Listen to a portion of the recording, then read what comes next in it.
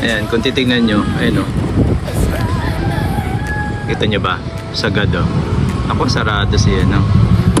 So, ibig sabihin yan, yung repair kit kailangan palitan. Ayan, pero pagka binomba mo, meron ulit. Okay, so punta tayo sa shop.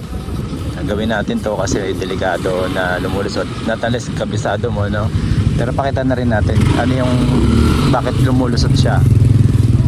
Hindi siya dispad, hindi siya nawalan ng brake fluid, kung hindi siya po ay nagkaroon ng sira yung repair kit. Okay? Ayan, so baklasin natin side mirror, tapos yung mga tornilyo ulit harapan para maklas lang. Ito lang kakalasin natin. Okay, check natin yan.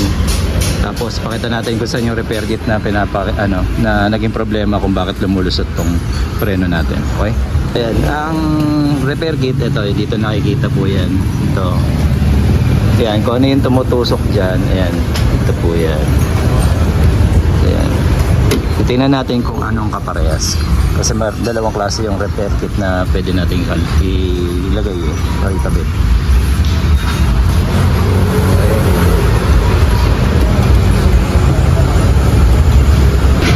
Oh, ayan. So ito, titingnan natin kasi nag-spray tayo dyan. So kailangan nating itanggalin muna to, allen wrench, para makalas natin yan.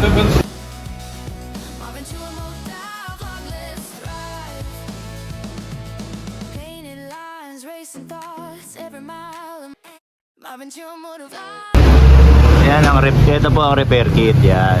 So hanap tayo ngayon yan. So ito, available din naman to sa mga motor shop. Meron din to sa mismong bilihan ng So Honda Wave parehas nito. Yan. Anong paglalagay? Ano yan? Yun, e-bike. E-bike. E-bike. Oo.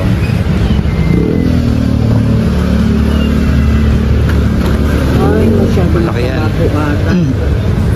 Oo nga. So, binili natin pang Honda Wave. Wave 125.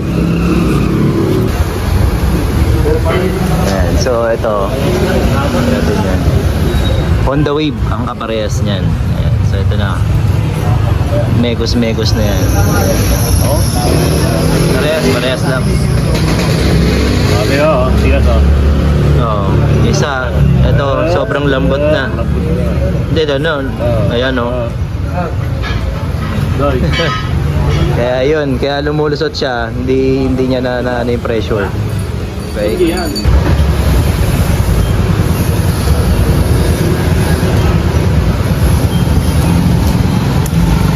Yun, tapos may seal slip lang din yan para mag-lock. Tapos goma. Yan po, pagka may tagas na yan, yun na yung pwede mawala ng brake fluid.